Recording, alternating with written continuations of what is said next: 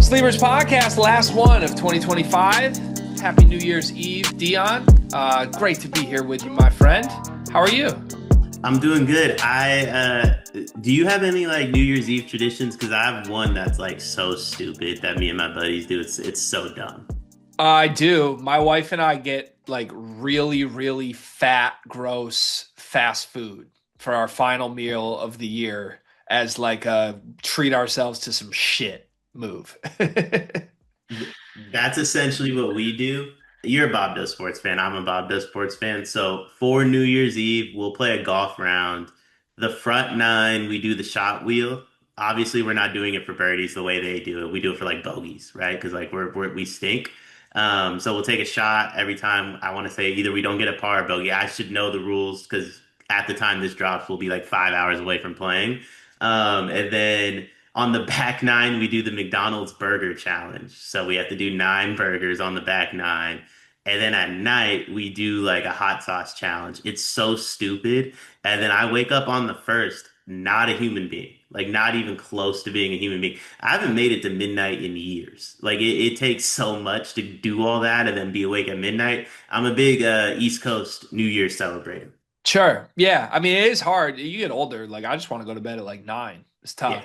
Also, I'm just real like, so I have in front of me 2 pieces of pizza and 3 breadsticks from Little Caesars. I haven't eaten today. It's 2:22 p.m. Eastern. And normally we just start recording at like 9. I just am on shows and recordings basically all the way up till 4. And then at the end of the day, I'll walk up and my kids will be ready to tackle me. And I'll just be like, I'm starving. Like, daddy's got to get something in me. And the quickest thing is to eat like a bag of chips. So that's how you get this terrible figure. My wife, God bless her soul, has been like, in the middle of the day, she'll just be like, I made you food. Come get it. Or she'll bring me down food. So today, like 10 minutes ago, she was just like, I made you pizza. Come get it. So I'm being contractually obligated by my wife to eat this pizza on camera one day before we are going to get fast food to bring in the new year. Crazy bread from Little Caesars is special. Mhm. Very, very, very special. They've never got enough credit for it. Little Caesars gets a bad rap. It does. I do realize why it does, to be fair. Like I see both sides of the argument. Um, but the hot and ready, like if you eat Little Caesars pizza hot, it doesn't get much better. But if you let it sit, it doesn't get much worse. That's part of the problem. Like you have to get to it quick. Yeah, I hear that. This, for what it's worth, has been sitting. This, But this has really been sitting. to be fair, if it's 2:30 and you haven't ate all day, because it's 11:30 and I haven't really ate all day. So like at that point, you'll take it. It's not like a big deal. Hmm.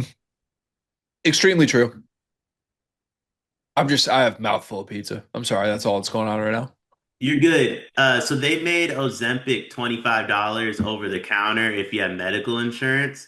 I want to let everybody know I floated this 2025. 26, I do plan to take Ozempic. I've been looking into steroids. I think I'm going to be jacked by June. And I want Riley Davis and JK to know I'm coming. And yeah, I'm artificial. Yeah, you might be natural. That's fine. That's fine. Barry was artificial too. That's the GOAT. So like come see me. Right. Cal Raleigh just won an MVP award. Like, and people, you don't want artificial? Are you kidding me? Um, no, I would love to see that. I don't know what my 2026 journey is going to be health wise. This might be the year I just hang it all up. But that Yeah. doesn't feel right. Like I got kids, I should be healthy for the kids, you know?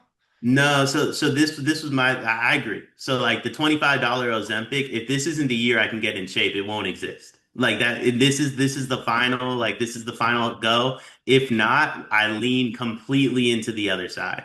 And I have McDonald's 2, 3 times a week and I just live a happy life until I mean science will probably still have us live a long time. Yeah, I would think so. I mean, the problem for me, so I can get real committed to like a fasting or a diet plan, a workout routine, whatever. The problem for me is that works great until I remember how good pizza tastes. Yeah. Yeah. The real issue with diets is the cheat day. Because those, like the first 6 days of a diet, I'm fine, right? Like I'm locked in. I'm not venturing. I can do whatever I want. The moment I have a cheat day, it's like, why in the world would I go back to chicken and rice for the next 5 days? Right. They got to start making bad tasting pizza. Honestly, great business model. You know what? They have zero sugar soda. Why can't we have zero fat pizza? That's so true. Like how have we gotten so advanced with drinks, but food we haven't been able to figure it out in the slightest? It's extremely true. You know what? Science, I'm looking at y'all. I just bigged up y'all, but now hot seat science again. Like, there's no way. I'm supposed to believe McDonald's has to be 2,500 calories, but Dr. Pepper can be zero. That doesn't even add up. Hmm. Not a science podcast, but we are a pizza podcast. We are pizza. Like, Little Caesars can't come up with a 0 calorie pizza, but Coke was like, I got you. That's so true. That's Like, crazy. yeah. That's crazy. That's just lazy. What's your favorite food? Like specific food or like type of food? Either. I think my favorite type of food is probably Mexican food, and I love a good burrito. Love a good burrito. Hmm. Okay. What about yours? Is it pizza? Probably. I remember when well, my favorite sleepers bit ever is when you had Cart eat a pizza every time he cussed the day before. And at the time, I think I was just starting to get on the channel with you guys. So I didn't realize how hard that actually was for Cart to do. And now it's like you record for 6 hours and he didn't like to not cuss once is so hard to do. Every time he's said a swear word, he had to eat a full pizza the next day. And he did there was like 2 straight weeks where he just ate a full pizza on the channel. And I remember at one point he texted me on the side, was like, gee, I don't want to give up on the bet, but like I'm actually like gaining hella weight. Can I please stop? Like this is ruining my physical life in real life. And I was like, yeah, you can stop. What's impressive about Cart is like, and I'm not trying to make a joke at the big fella, but for someone to be that big, for him to gain weight that easily shows how good a shape he actually is in. Like people kind of poke fun at him, but he gains weight so easily because he is in good shape. He says this all the time, but I can confirm after years of being with this man in person, it's extremely true. He does not have a big appetite. No, he doesn't. He does not eat a lot at all. No. He's just tall and huge. A large issue we had in San Antonio was actually the only person that ate was JK. The Hmm. one, the only person that ate was the person that like watches their figure. Me, Hmm. you, and Cart kind of survived on like seltzers and like whatever else we had to drink. Jack. Yeah. Tart And and I go on trips and we do not eat. Like that's not like we won't get food. we had goldfish and Cheez-Its, and Cart bought peanut butter and jelly stuff. That was the extent of what we ate until we found that one bar on the national title day. Yeah, I remember there was a 2 hour window where everyone ate the PB&Js. Like that, we were there for 4 days, and for the first 3 days, they weren't even touched. No one even opened the peanut butter. And then for whatever reason, that last afternoon at like 2 p.m., it was just a free for all. And then 2 hours later, it was all gone. And Cart, I remember Cart going, but I bought us like fries or something. Wild times. I'm worried about the Indy trip. Like we have no logistics planned for the Indy trip right now. Nothing at all. To be honest, we had nothing planned until Cart bought the Airbnb like 10 days before we were supposed to be in San Antonio too. Which is Now, probably how we ended up 50 minutes outside the city. I was gonna say it's probably a big issue that I had in general too. I'm probably a big in need of logistics guy, actually. I might be an organization guy. Like I need organization around me, Ooh, probably. you could be our logistics person. I would easily do that. I would easily Like do that. Cart could just give you a budget and you could be like the accommodations guy. I would completely do that. The problem is like I would then text Cart like, yo, here's the stuff. It would never ever get purchased. Like Cart's the type of person that has to see things through the whole way. If you just get him to the finish line, he might turn around and go back. Extremely true. Just a great read by you. God, that's true. It's underrated that we get to see each other again in like 2 months. Oh, I can't wait. I think about it all the time. I think about it all the time. Yeah. All right. You got a YouTube comment? I do. It is from, well, it's from Nomad Boiler, and all he said was, "Yes, Neil Armstrong went to Purdue."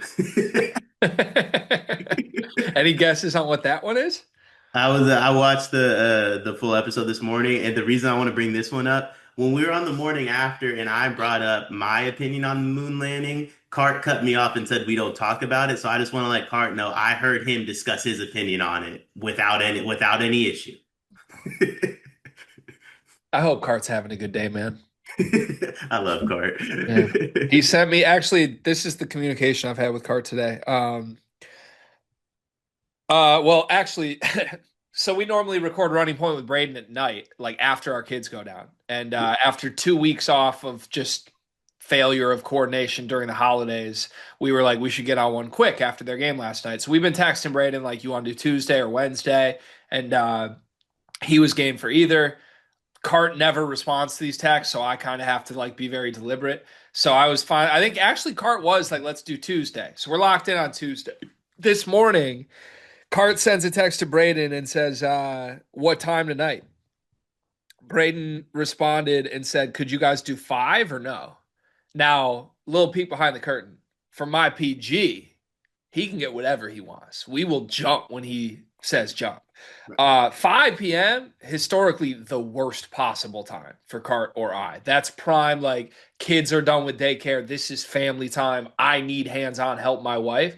So Cart, I texted Cart on the side, knowing he's in the same spot, and all I said was, "Can you do 5 or no?" Didn't respond. So I'm like, we can't just leave Braden hanging. So I finally respond. I'm like, yeah, I can do 5. Cart finally responds, I can, I'll respond, and then sends a picture of Leon playing at a kitchen. So I think he's full blown dad mode today. He did ask, how's it going with Dion? To which I replied, good, with like some O's. And he said, the amount of O's concerning. I'm monitoring. So he's gonna watch. Do you think he'll watch the videos? No, I think he's worried. He thinks something's up with me. That's what he thinks. Speaking of Leon's Kitchen, I thought it was Car is legitimately one of the funniest human beings ever. I thought it was so funny. He was mad that he put like that whole thing together and Leon only uses the easiest possible spots on it. And I was like, that's just the most Cart thing. What, by the way, like, just because I know Cart's mindset maybe better than anybody else because it's pretty much my brain. He's 3 years away from being really upset that Leon believes in Santa because I do that. Like when I get my friends like kids gifts and they tell their kids like yo, this is from Santa. I'm like, no, it wasn't. Like I'm the one, I'm the one that spent all that money. Santa runs around here like he's Pop and just gets like all these like all the credit. He don't do nothing. Yeah, we talked about this pre-Christmas, but I'm a big believer that Santa's a white privilege merchant. He just gets to like pop in houses, like breaking and entering, and everyone's like, "Oh, Santa!" Like, no, call the police. Like, I own a gun. And, Um, but and no, he steals cookies. but I gotta I feel like we cracked the code because Murph, big Santa girl this year. Like I didn't realize that happened this quickly. She's just 2, but she's I mean, she wants to sing to Santa, she wants to phone call, all these Santa things. So I feel we got her a good amount of gifts, but we just wrapped the ones that were from us and we didn't wrap anything from Santa. That's Because smart. Santa has to just drop them off so quick, you know?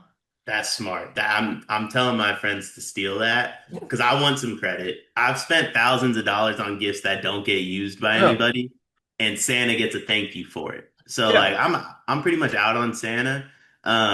I did have one question though. Is Braden like a quick texter? Pretty quick, yeah. Quicker than you would think. Yeah, I was kind of curious like what like the response because he's got to be like crazy busy, but also he probably doesn't have to go to that many classes at this point because he's a senior, so maybe not. I mean, usually like it's from what I can tell about his day, he's either at class, practice, or like some sort of endorsement deal at all times, or he's like at home playing video games at night. So What a life. yeah, I'm so jealous. yeah. I mean, he's the goat. I'm so jealous. That's like that's all I want to do. I do two of those three things. Like I play basketball and I play video games, but I play basketball way worse. My body hurts after, and then I'm honestly probably better at him than 2K though. Like he can see me on that front. I'm willing to go toe to toe I there. think we should set up a postseason stream event, you versus Brandon in 2K. Yeah. So like I don't want to put this in the universe because I want him to be playing in Indy. Like don't get me wrong. Like Don't I no, want Braden. don't put it in the universe. Don't do it. Okay, but like we could talk about it if we get to a point where like that is possible. Yeah, won't, because they're going to Well, win a national title, and Michigan is inevitably just going to disappear, I guess. So yeah, don't speak it into existence. imagine if we got Michigan Purdue in the first Final Four game. Well, Man, that I don't think people realize what's at stake for me. Like, actually, just think about this for a second. I'm going to get real self-centered with the viewpoint here. The year that we launch a show with him, their quote unquote best year is the year my team is best ever. Like, dog, we're going to have to do a running point episode the week Michigan goes to Mackey. How's that even going to work? Like, they're gonna need and Cart's gonna do it because if there's one thing I've noticed on running point, Cart really steps up when he's supposed to. Like he saw Lance Jones and you got like that was MVP Cart. That was like prime Patrick Mahomes level Cart. yeah, Cart's gonna step up. Cart's gonna handle it. I think it's an unprecedented form of content though.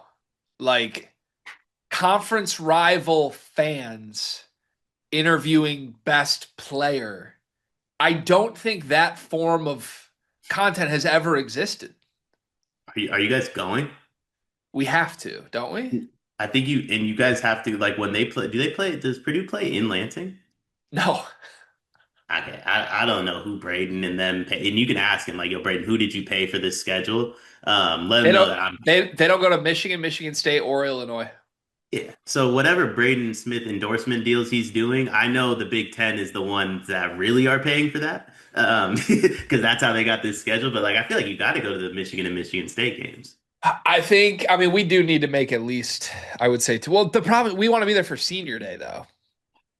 I'd go to all of them. How far of a drive is it for you guys? It's like 4 or 5 hours.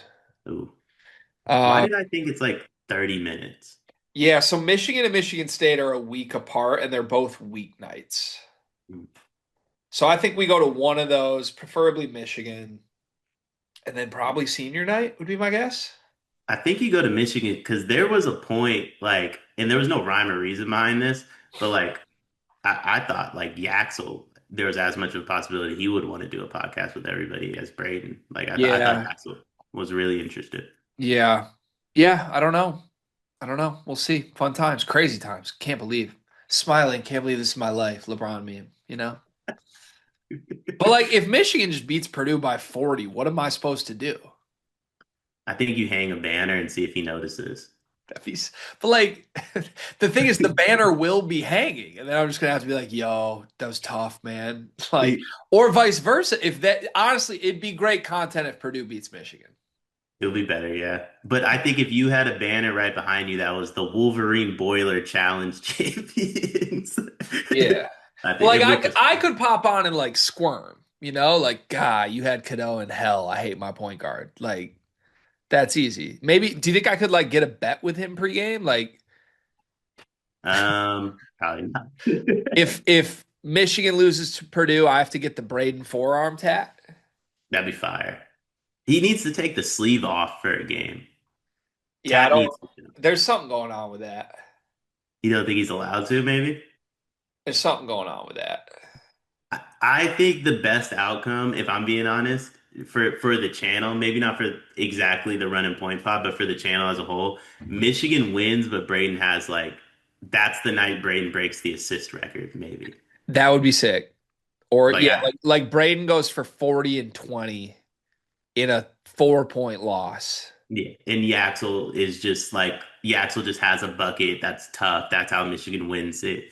And then the person that really has to squirm at that point is Cart because his point guard just went off and his rival still won the That would be game. really, yeah. We just both shit talk Hart the entire time. Braden's just like, yeah, I'm coming for Jeremy next. And I'm like, yeah, y'all got shit for that cart. Like, And Braden purposely gets like 20 assists to make the record harder for Jeremy to get to at some point. yeah, exactly. All right. Okay, let's go to the comments section. I believe we start today with Vinay in the Discord who says for each of your favorite teams and Purdue, choose the top three players for each team who will participate in the following triathlon. There is a dunk contest, a 3-point contest, and then what Vinay calls a PR contest. which he says is who is generating the most clips. And then he wants to know which team would win the whole thing if this was a competitive event. So I guess for Michigan, dunk contest, Yaxel, 3-point contest. Y'all gonna think I'm crazy, but Winters Grady. That was what I was gonna say. Yeah, I want the two guys with the Joker tattoos featured in this event. And then PR contest, it should also be Yaxel. I guess a Mara. Merez's dad. Or no, Cadeau's he's like an influencer. Let's go Cadeau for the PR contest. I don't feel I have a strong team for that. Do you want me to do Michigan State? That's probably the ask for car. It'd be Cohen in the dunk contest. Cohen in the dunk contest. Is it Divine in the 3-point, probably? Kohler, maybe, because of how Oh, good he yeah. shot it this year. Yeah, Kohler in the 3-point. Jeremy Fears probably for PR, right? Ears for PR. That's a very strong team. Yeah. That's a I very think strong team. I think Purdue has the best team. Benter in the dunk contest, Fletch in 3-point, TK or Braden as the influencer. I think Braden as influencer, Yeah. and their biggest obstacle would be they don't like Braden hates being an influencer. Well, that's why I think TK would be fun. Because you put TK against Jeremy Fears. Jeremy Fears says something crazy, and TK goes, "Yeah, I'm gonna fly to Mars one day." Yeah, TKR is just like, was this supposed to be hard? Was that was Fletcher not supposed to make the threes?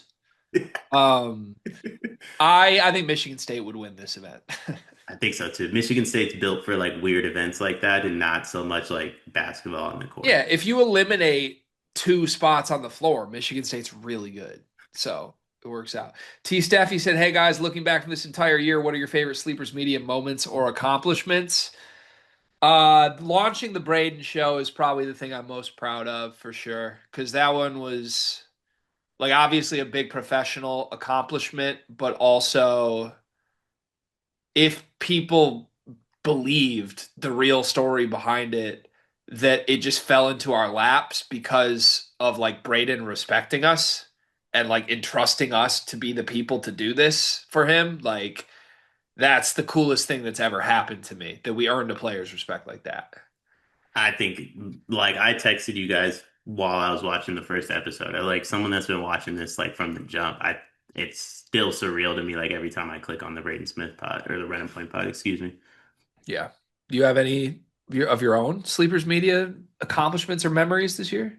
Um, I'd say like just probably like I always say, it's probably just still being here. Like when you first asked me to do this, it was just for like the few weeks like Cart was gone. So probably like creating like my own like role and avenue and kind of sticking to it because like that I don't think that like at least it wasn't my expectation when we first did it. But like in terms of moments, obviously the Final Four was a big one. Like getting to hang out with you guys for the first time was super dope as well.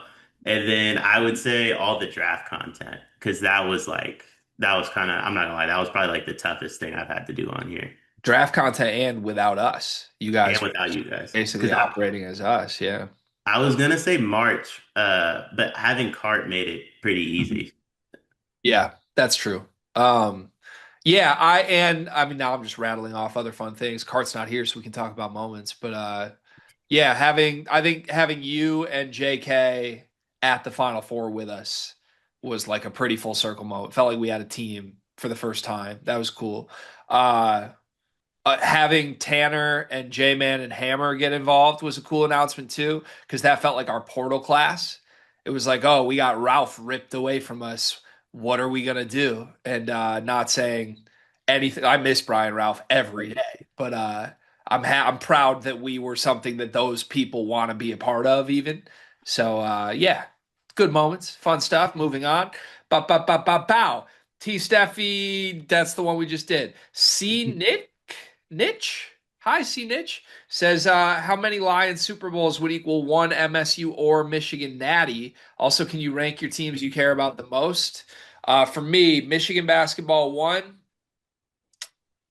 probably Lions two, Michigan State football three, Tigers four, Pistons five, and then Michigan football. Like, I don't really care about anything else outside of those five. I would trade. This is a tough toss up right now, given how how good Michigan is. I don't. I would probably need two Lions Super Bowls for one Michigan basketball natty. I am I crazy? I feel like a Lions Super Bowl feels so much harder than a Michigan Natty. It does. That's. It feels like the wrong time to answer that question. But before Yeah. this year, I would have been like, I just want one Michigan natty. I don't care about anything else. Like you have the right answer, like 100% the right answer, but I feel like I don't know that I think the Lions are ever going to win a Super Bowl. I normally don't say that about teams, but like I genuinely believe Yeah, might not. Is what it is. Thanks, Ben Johnson. Clem says, that. good to have you guys back. Given it's still the holiday season, what was your favorite gift you gave out this season and why? Favorite gift I gave out. My boy's son is a huge WWE fan, so I got him a Shawn Michaels action figure. Nothing crazy, but it was a cool moment because I got to tell him about my favorite wrestler growing up. Taught him the sweet chin music. He promptly did it on his younger brother, and is in trouble. And I also was in trouble because his younger brother got hurt. I mean, that's pretty sweet. I love that. I'm trying to think. We got Murph so much random stuff. I'm like having a hard time not gravitating towards the things she liked the most for this. But I guess we got her a disco ball that she loves to just do. She calls it a dance party at night. And usually for like 30 minutes, she asks for songs on the speaker and I just go down and dance with her for like an hour before bed. And in our basement now, there's a disco ball that we just turn all the lights off and it goes crazy and she loves it. Murph feels like the most innocent kid in the world. Like She's just so simple. She's very pure and good intentioned, which is a great contrast with her brother, who is out for blood and vengeance at all paths. All Hail the Pope says, Delhi, am I crazy for thinking Pope will be fired if Kentucky finishes outside the top five in the SEC? Will he be on the hot seat anywhere outside the top two? I think he's on the hot seat now. I don't think he gets fired as long as you make the tournament this year. I don't think he's fired without them knowing who the replacement is. I don't think they do with what they did with Calipari ever again. I think the moment Pope is fired, they have somebody else within 48 hours. Can I ask you a question? Yeah, John Calipari privately said, I want the job back. they say yes. They would fire Pope and hire him immediately. That's what it would take. So I think I think it takes like Cal saying, "Hey, I want it back," or like I don't know, someone doing what Darren did, respectfully to Darren. Like if Tommy Lloyd was like, "Hey, I'd be interested if it was open," I think Pope's fired the next day. Yeah, I guess that's true. Mutant Matt says Ken Palm is nuts right now with 8 teams possessing an efficiency margin of 30 plus or higher. Which teams actually finished the season with a 30 plus margin? Say that one more time. I'm sorry. He's talking the Ken Palm net rating of each team. There's 8 teams with 30 plus right now. Actually, it's 7 because Vanderbilt just dropped a spot. Oh, how many teams finished? I mean, I think Michigan does. Aren't There they at were like 38? There were 6 last year. There were 3 the year before. There were none in 23. I'm gonna say four do it, and I'll even name them: Michigan, Gonzaga, Duke, UConn. Not Arizona. Schedule's too tough. I think Michigan, Arizona, Gonzaga for sure. I think Purdue will be there and Duke will be there. And shit, UConn's going to blow everybody out. UConn's probably there too. Yeah, Five, I six think teams. UConn probably has the easiest path. Yeah, crazy. Weird times. Enoch says, is Fears closer to how he played against Cornell or Oakland? Um, Cornell. yeah, I think so too. He's a good basketball player. Yeah, 21 and 11 might be a little much, but he's a really good player. Yeah, he's a good player. Purdue Fox with the last comment of the day says, I have an idea on how to make conference tournaments matter, but I don't know if I buy what I'm selling or if it needs to matter. Each conference should be awarded X amount of bids to the NCAA tournament based on how the top 64 teams in some ranking, with each conference guaranteed one bid. So if the Big Ten has 8 teams in the top 64, they get 8 bids, but those 8 teams aren't guaranteed. I got to be honest, Purdue Fox, I'm lost. Yeah, I have no idea what's going on.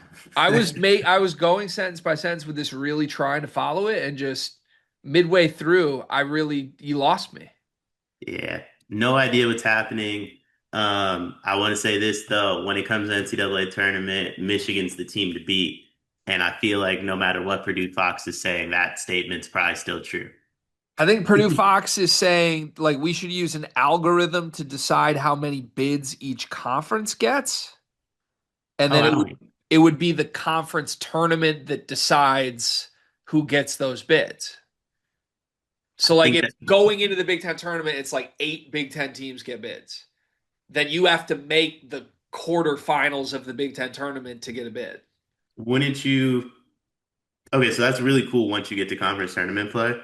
If you're Michigan, wouldn't you just lose to like UCLA on purpose? That way you're like it increases the algorithm for you to get like one more team.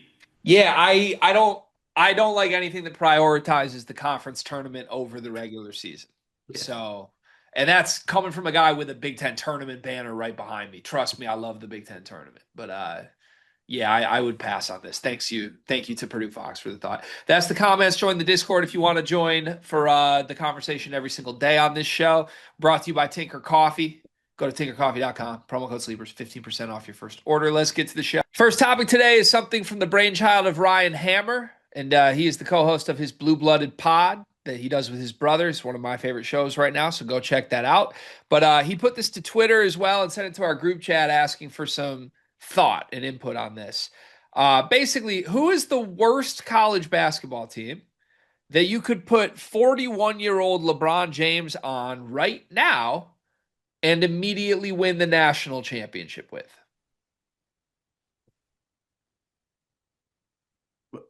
We're not just discussing talent, like we're taking Bron's like IQ into this too, right? Yeah, it's LeBron James. You get right now current 41-year-old LeBron James. I have another topic for a different day. How many teams could Bron coach to a national title? I think that's the portion of this that I think is almost like unstoppable. I think Bron is so much smarter than anybody in college basketball at the moment. Coaches, players, you name it. Um, I think a lot of sets that teams run are, I don't want to say simple, but in comparison to what Bron does, a little simple. And I think he'd be able to sniff it out.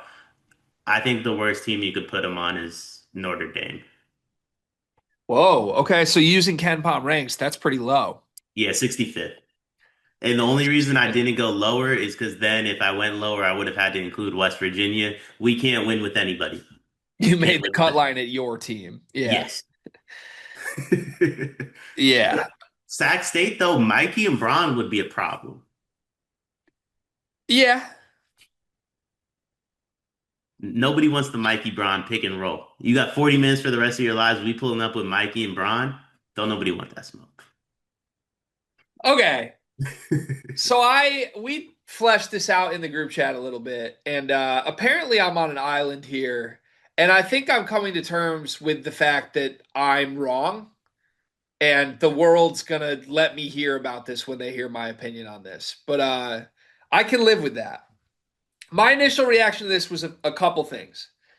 LeBron James is great. LeBron James is 41. LeBron James is currently the third best player on the Lakers. Austin Reeves is averaging 26. And I get part of that's LeBron, but like the NBA, I don't know how much you and I have talked about the NBA lately. We used to do this a lot in the Spotify Green Room days. League's in a weird spot right now. Yes. Shaden Sharp is averaging LeBron numbers. Is he actually? Yes. So if you wanted to just take, like, it's LeBron James, I get it, that's the big name. But, like, replace that name with Shaden Sharp and do this. None of these teams would win the title. Yeah. I think that's the IQ portion of it for me, though. For sure. And I totally get it that it's different. But I think it's a little bit, and it sounds crazy that I'm arguing this, it's a little bit overestimating what LeBron actually is right now. Even if he is the smartest player the world has ever seen, and he is, he's 41, and this is not LeBron from even 2 years ago. Like two years ago, I was kind of like, you put him on anybody. I think he'd win the title. If you gave me Jokic for this, I think my argument would be anybody. Like, give me Anthony Edwards or Giannis, and you'd have my attention more. And this is where I'm going to lose everybody. Because the main reason I feel this way is because of the team that you have to beat to win a title. Michigan. Put LeBron James on Notre Dame and map them with Michigan. Okay. I So love where Michigan's at. so here's where I'm gonna sound like a Michigan State fan. It's like, well, if we just get him in foul trouble, it's okay. Braun actually does that. That's the thing. Braun, To like who? all of them. So Like, he gets Michigan's entire starting lineup fouled out in a 40-minute game. not fouled out, but like I think any team Braun's on is in the bonus by the under 14. Well, actually, okay, let me correct. Are they calling this game the way Braun gets called in the NBA? We don't know. If it's No, I think we have to say no because it's college basketball officials who stink. get caught. Yeah, that's fair. But they still the rip through in college is still two free throws. For sure. Braun feasts. Like you're gonna have to change the rip through rule for anyone to have a shot because Braun would just do that for the full game, and I think the hands would be in the cookie jar the whole time. Everybody's hands would be on hips. This was my point in the group chat too. If you told Braun he only has to play a 40-minute game 38 times, I do think you get a way different version of the guy that has to play 48 across 82. Sure. I mean, they would probably just load manage him, right? They would get to the tournament, like put him on. My answer to this, for what's worth, was Nebraska.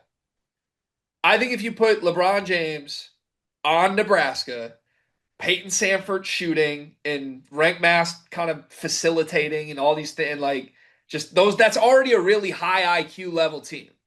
Basically, think about, how they use Sam Hoiberg right now? Yeah. We got LeBron in Sam Hoiberg's role, just doing all the genius things, but it's LeBron. Like that team would be ridiculous, and I think they would beat anybody and maybe go undefeated. I can't go much further than that. Like I just can't. I'm trying to, but like you put LeBron on Indiana, Oh, hit him and Tuck. you're Nasty. still playing Connor Enright. Not You're because still playing Reed Bailey. Braun's the point guard. You're still playing Connor Enright or Reed Bailey. I think you still play Reed, but Braun's your point guard though for sure. If you're playing Reed, it's food. Yeah. If you're playing Reed, you better hope Michigan doesn't. I get this sounds egotistical as hell, and I'm like, my opinion is entirely shaded from Michigan. Truly, if 41-year-old LeBron was put on a college basketball team and we can stick Yaxel on him with Merez and Mara in the paint, I like my chances. I mean, we're about to find out in like 8 months what Yaxel can do with Braun, probably. But like, I don't know. Here's the thing about Braun, like, they wouldn't have to load manage him because the schedule's already manageable. Like, they don't like Braun's gonna play. You're telling Braun you get 38 games, respectfully. Like, you put him on. We'll use Nebraska as an example. 12 of those games actually matter. 26 of those games you're gonna win by 40, and you get to play once or twice a week at most. Sure. Braun's killing, man. That's the thing. Like Braun's killing. Like Braun just had 5 days off before that Kings game, and he had 14 first quarter points. Braun's biggest issue, I don't think his body is can survive. Like that's where the March Madness gets interesting. Can he survive 6 games across 3 weeks in a 3 day span? That's where I would start to be like, okay, maybe not. Let me ask you this. They have identical numbers. They have identical numbers right now. Who Yeah. is better right now? Cooper Flag or LeBron James? Braun. Braun. See, I disagree. And I'm not even a Bron hater. He's my GOAT. But we are treating Bron like he's still prime Bron. He's the third best player on the Lakers. Since he returned, the Lakers are bad. Uh, I like Coop a lot. I really, really do. I really, really do. Coop is really lucky the Mavs are bad. That's Maybe, maybe, but I guess like it's two guys averaging identical numbers. And if you did this exercise with Cooper Flag, we're not taking any of these teams. Like Coop was just in college and didn't win. It's not crazy to think a player that good doesn't win a title. I do think Coop's a lot better now than he was at Duke, though, to be Sure, honest with you. Like sure. I think you can see like a stark difference in his development. I don't. I mean, I think if you gave Duke this version of Cooper Flag, I think they win it all. Sure, maybe. Also, the NBA game is way more equipped for Cooper Flag than college. Bron's equipped for whatever. I hear that. I hear that. I mean, look, he's a 6'9", 250-pound demon. In order to deal with a 6'9", 250-pound demon, you need a 6'9", 240-pound demon. Only one team in the country has one of those. So, like, if this Michigan team doesn't exist, my answer is completely different. I do think Michigan makes it tough. Also, I like, just Arizona sticking in with Koa with two bigs behind him. my only thing is I don't know that Yaxel and Koa play on the Lakers, like let alone the third option. Who gets minutes on the Lakers right now? I think Yaxel, what are Vando's minutes? He might cut into those a little bit. Gabe Vincent plays 22 minutes on the Lakers right now. I want to congratulate Gabe Vincent on still being in the NBA. Jared Vanderbilt plays 19 minutes for this team. I, Nick Smith plays 16 minutes. Nick Smith hooping though. Jake LaRavia plays 25 minutes. Yeah, Big Jake hooping too. Big Jake hoop. But like he could get Vando's minutes probably. My answer is completely different if you give me prime Luca, because that's prime Luca. But you're talking about a 41-year-old LeBron James right now. See, Luca, I think struggles more than Braun actually. Luca's just Casperus in college. Well, because like they're not going to give Luca the weird stuff that he gets all the time. So your official answer is Notre Dame. Yeah, and honestly, if West Virginia was lower on Ken Palm, I think my real answer is Oregon. So Michigan beat Gonzaga by 40. If you put LeBron James on Gonzaga, he erases a 40-point deficit.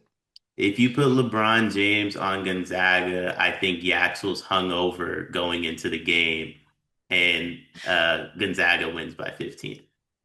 All right, a 55-point swing with a Th- 41-year-old LeBron James. There's an element to all this too. These dudes wouldn't know what to do being on the court with their hero.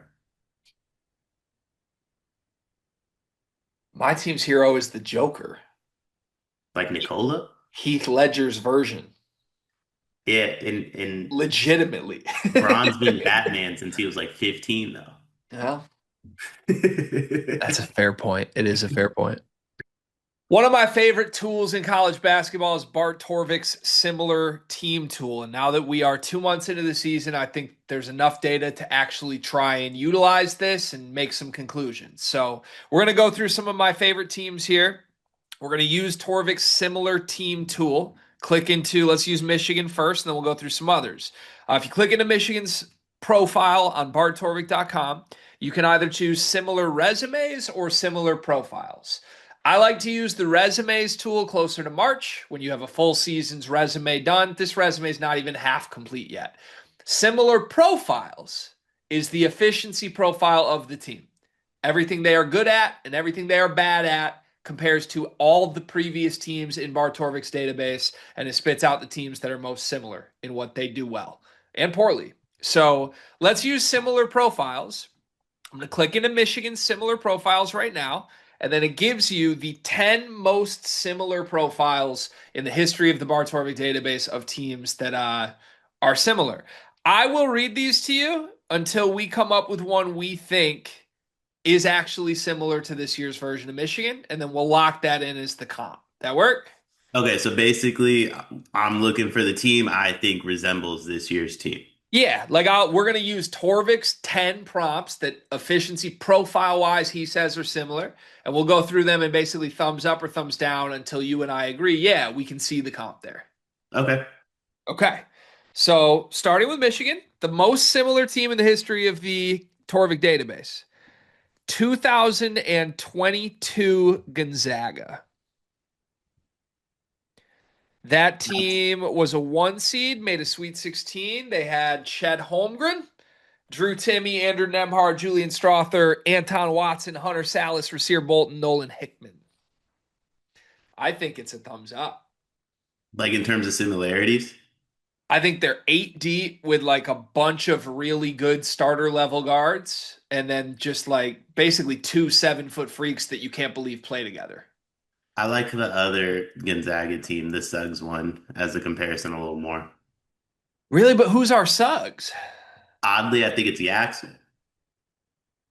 I think Suggs is like a 1 through 4 guy himself. I don't think he's like a true point guard. He's just smaller. Okay. I guess that makes sense. We could either keep going down the list or we could basically just choose the first one and just say if we agree or disagree with it and then move to a new team. You want to do I'm that? good with either. I'm good with that. I'm Let's good with do that. that. Although the rest of the ones are interesting. I guess I'll read the other ones from Michigan and then we can move on. 2023 Arizona.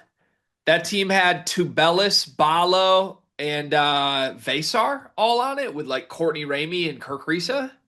I kind of, So it's basically for Michigan just a bunch of monster front courts with like 4 stars. Yeah. it's monster front courts, problematic point guards. Yeah, pretty much. Pretty much. All right, let's go to Purdue next. And I haven't looked at any of these other than Michigan's ahead of time. So we'll see. Okay.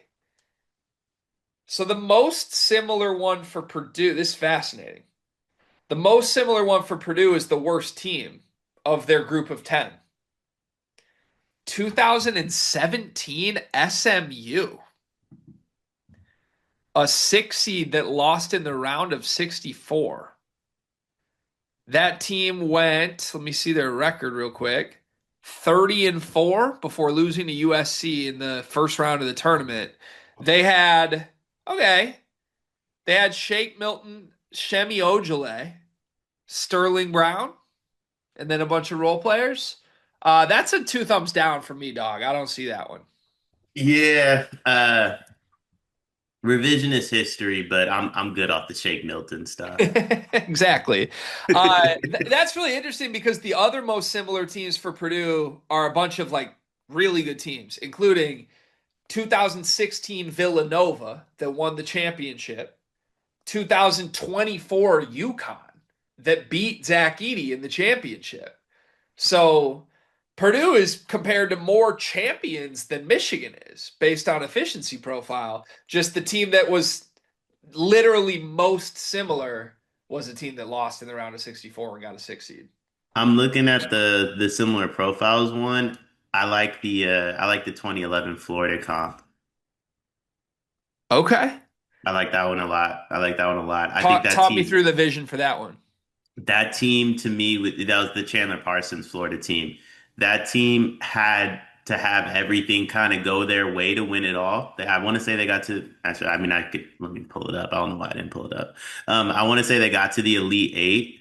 I think that is this roster, right? Where like some of the downsides to this, like they had Irving Walker playing 80% of minutes. He's 5'8".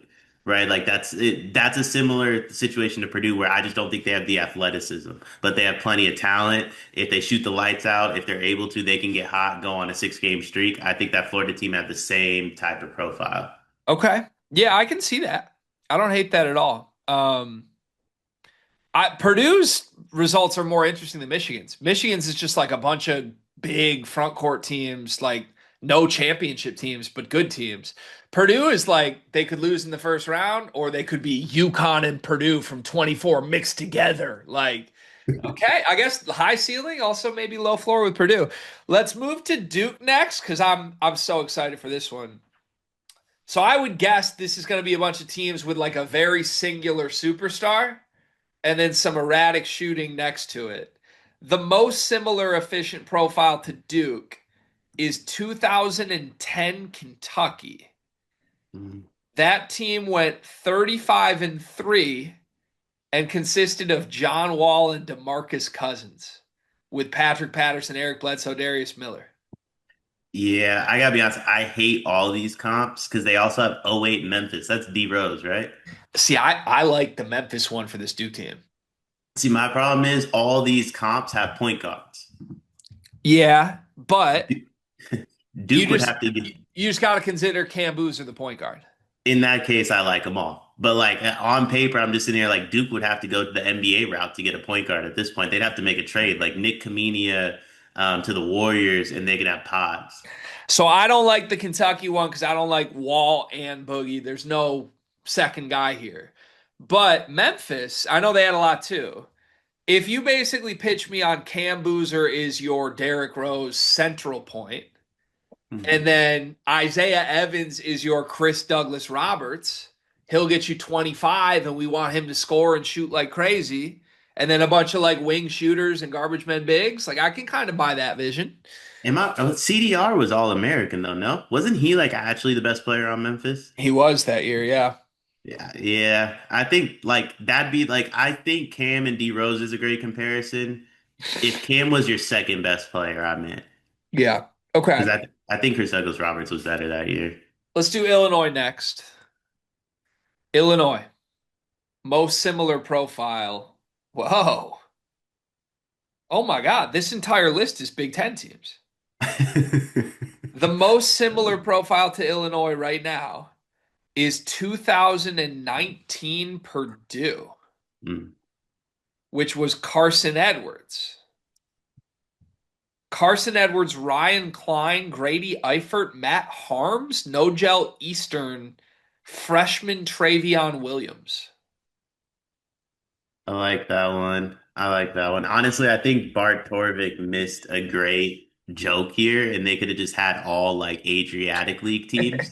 It's like, yeah, it's SC Derby. Yeah. um, I don't see this. Is Wagler Carson Edwards? No, I was gonna say I think the comparison is the one they have below it, the 14 Wisconsin team.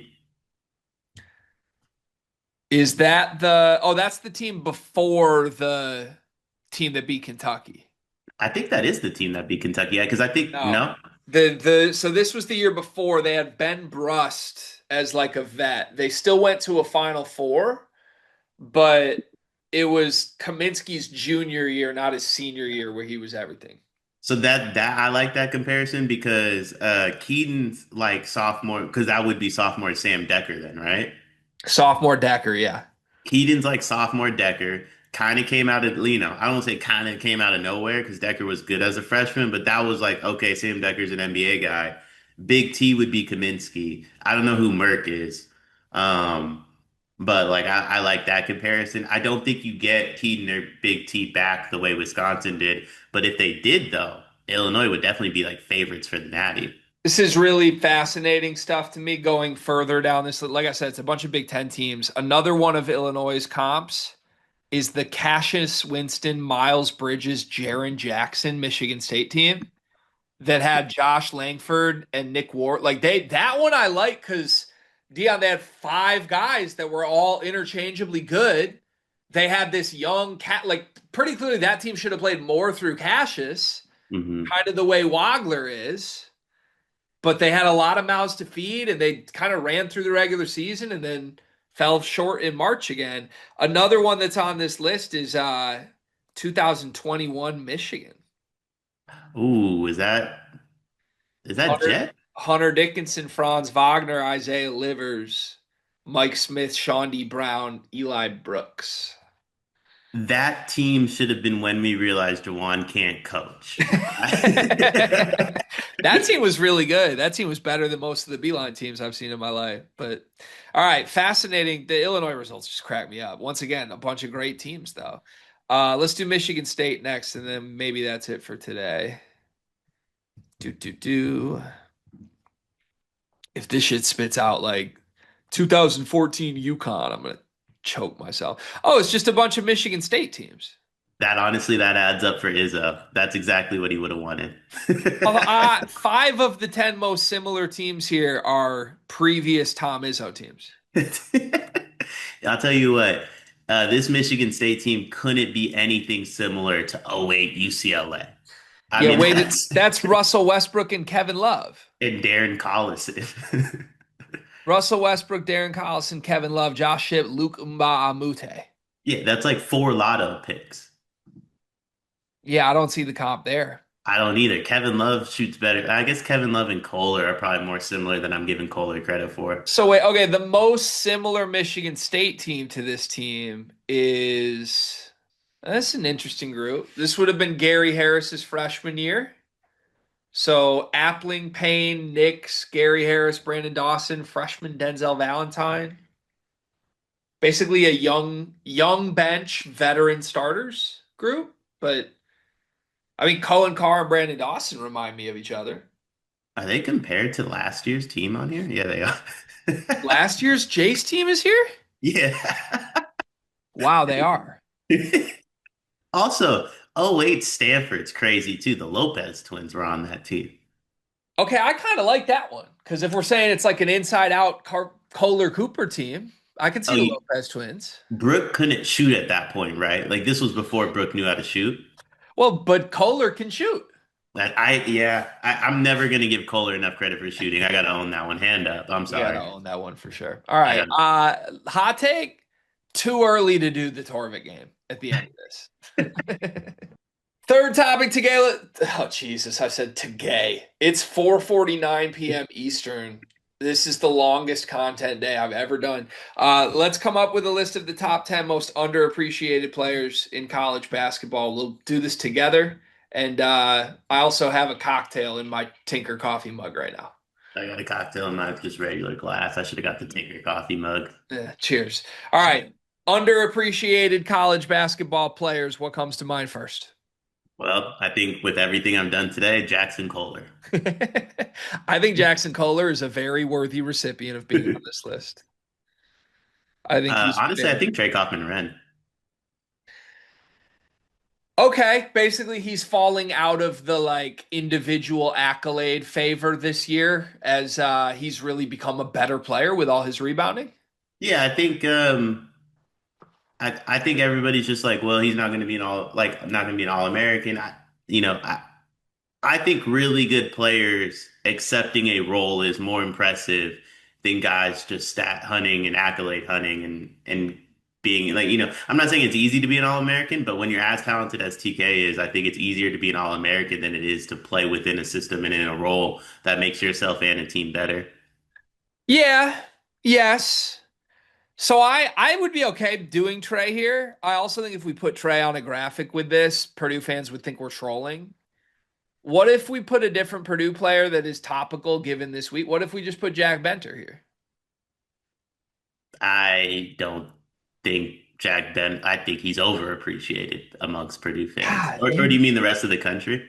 I guess I mean the rest of the country, but yeah, if you and Carter taking this strong stance of like he's overappreciated, even though he's made 10 straight threes. Yeah, I mean they act like he's Klay Thompson. Made 10 straight threes. Honestly, they do like the shoot like Clay, big like Braun thing. Like they're like the Vivek Ranadive of Jack Benners. He's made 10 straight threes, man.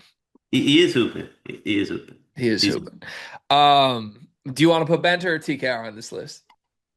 we can go neither. What if we went with Fletch? Fletch is appreciated. I don't think Fletch gets enough credit though. Like of the Purdue players. See, I get this is gonna tell us which direction we go with this list though. Because like if we do Jack Benter, my next nomination is Jake Davis. Well, I think Jake should be on there. So can we do Jack Benter and Jake Davis and we're gonna go down that path?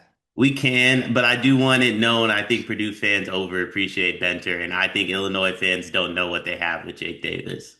Okay, that is true. That's very two different approaches here. Yeah. Okay. Uh, what about I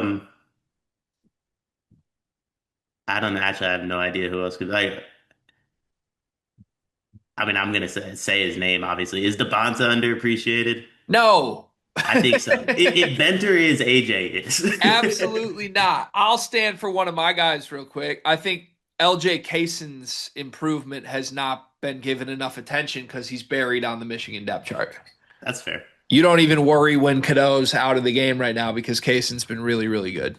That's fair.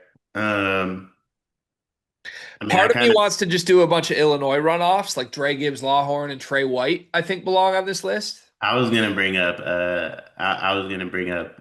What's the kid's name from Kansas? The two guard.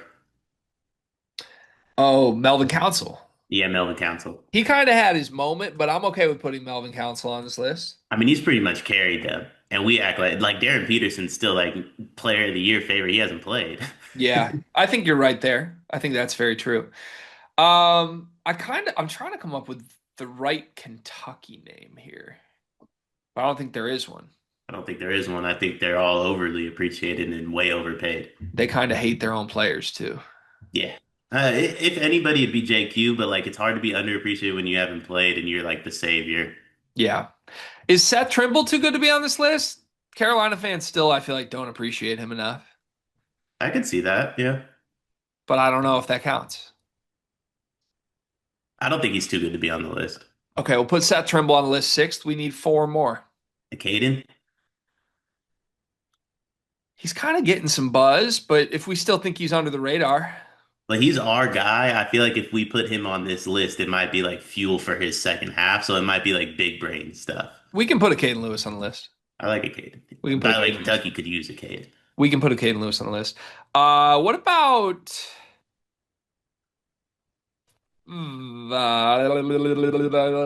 How many do we have so far? is Caleb Foster on this list?